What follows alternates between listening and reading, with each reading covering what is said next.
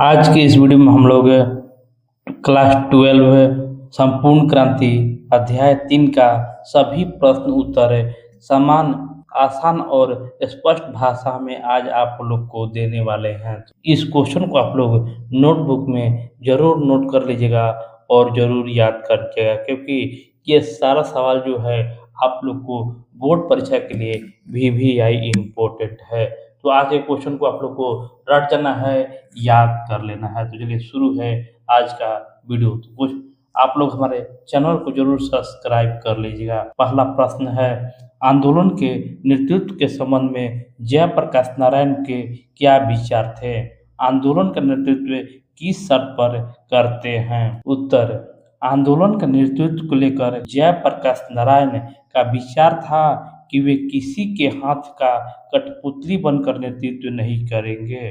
उनकी शर्त यह थी कि वे आंदोलन के दौरान छात्रों, आम जनता और जन संघर्ष समितियों से भी बात सुनेंगे, सबकी सलाह लेंगे और आपस में बहस भी करेंगे, लेकिन आखिरी फैसला सिर्फ और सिर्फ उनका ही होगा और उस फैसले का सबको मानना होगा।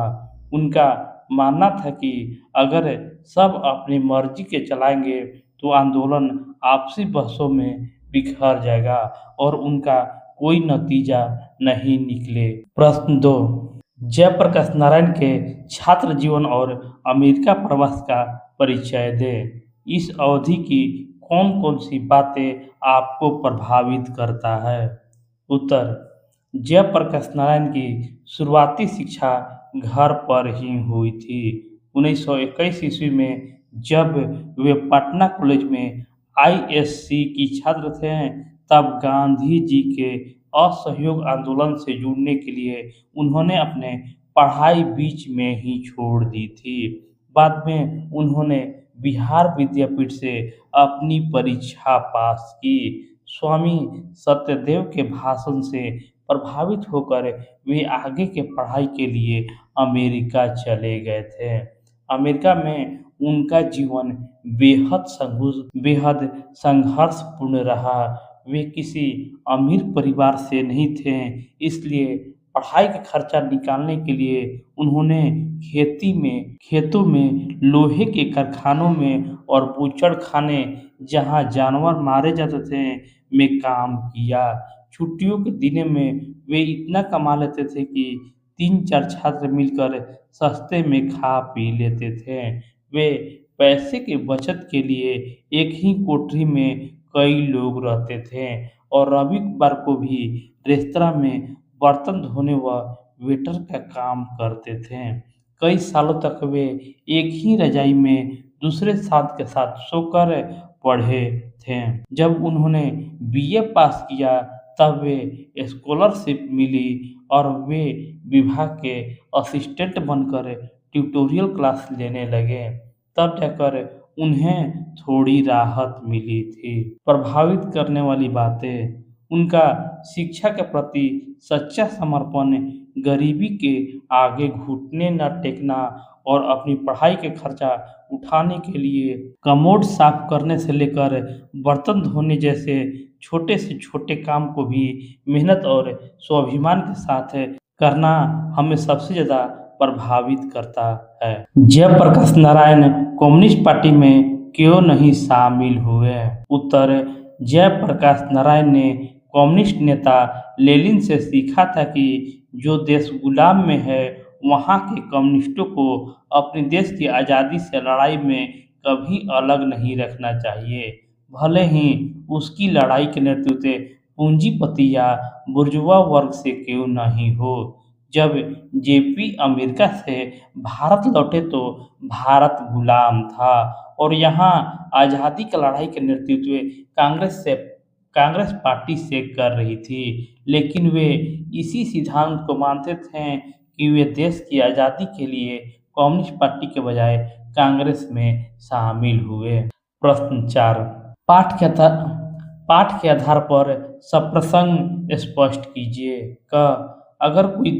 अगर कोई डेमोक्रेसी का दुश्मन है तो वे लोग दुश्मन हैं जो जनता के शांतिमय कार्यक्रम में बाधा डालते हैं। उनकी गिरफ्तारियां करते हैं, उन पर लाठियां चलाते हैं, गोलियां चलाते हैं। उत्तर, यह पंक्ति जयप्रकाश नारायण की ऐतिहासिक भाषण संपूर्ण क्रांति से ली गई है।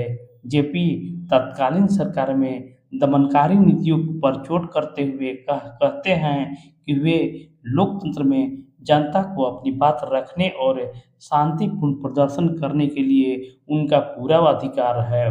जब पुलिस अधिकारी जेपी को रोकने की कोशिश करते हैं तो वे सवाल उठाते हैं कि अगर आप जनता के प्रतिनिधि हैं तो जनता से क्या घबराते हैं, जनता से क्यों घबराते हैं? जो सरकार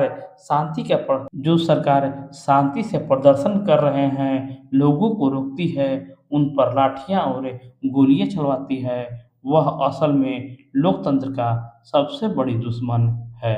व्यक्ति से नहीं, हमें तो नीतियों से झगड़ा है, सिद्धांतों का झगड़ा है, कार्यों से झगड़ा है। उत्तर, यह वाक्य भी जेपी के संपूर्ण क्रांति भाषण से ली गई है। आंदोलन के दौरान जेपी के कुछ मित्र चाहते थे कि जेपी और तत्कालीन प्रधानमंत्री इंदिरा गांधी के बीच समझौता या मेल मिलाप हो जाए। इस पर जेपी स्पष्ट करते हैं कि उनका इंदिरा जी या किसी अन्य व्यक्ति से कोई व्यक्तिगत दुश्मनी नहीं है। उनका विरोध केवल सरकार की गलत नीतियों, गलत सिद्धांतों और जनता विरोधी कार्यों से है। अगर कोई भी गलत काम या नीति अपनाएगा तो वे उनका विरोध जरूर करेंगे।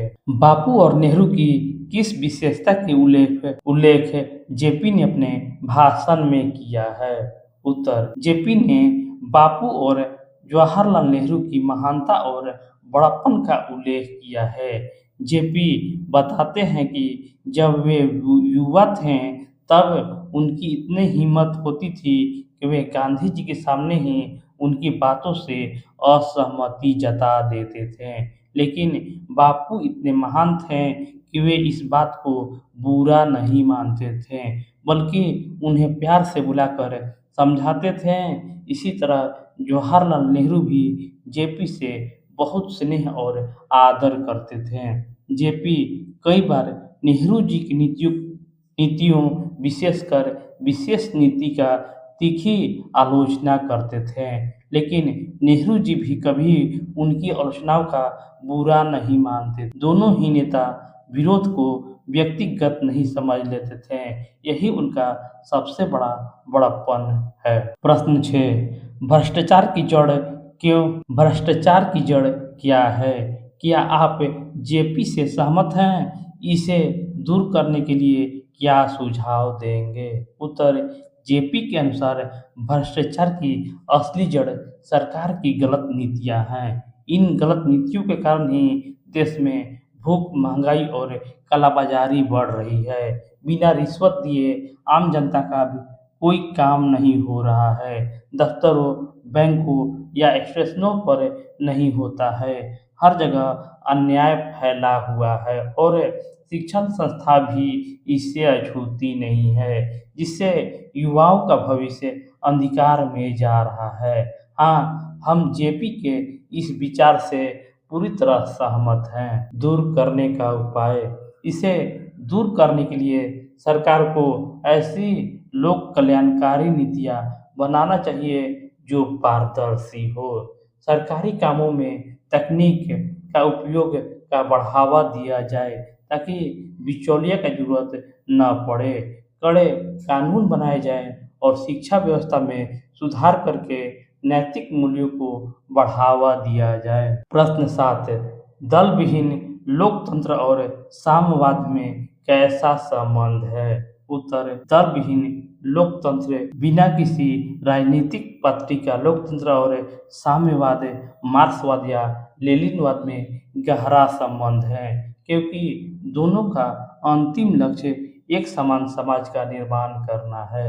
मार्क्सवाद और लेनिनवाद का मूल उद्देश्य यह है कि समाज जैसे जैसे साम्यवाद की तरफ बढ़ेगा, वैसे वैसे राज का प्रभाव खत्म होता जाएगा और अंत में एक स्टेटलेस सोसाइटी। जेपी के सर्वोदय विचार के अनुसार जब समाज में कोई दल नहीं होगा, तब ग्राम सभाओं के आधार पर जनता का सीधा और सच्चा प्रतिनिधित्व स्थापित होगा, जो कि लोकतंत्र का वास्तविक रूप है।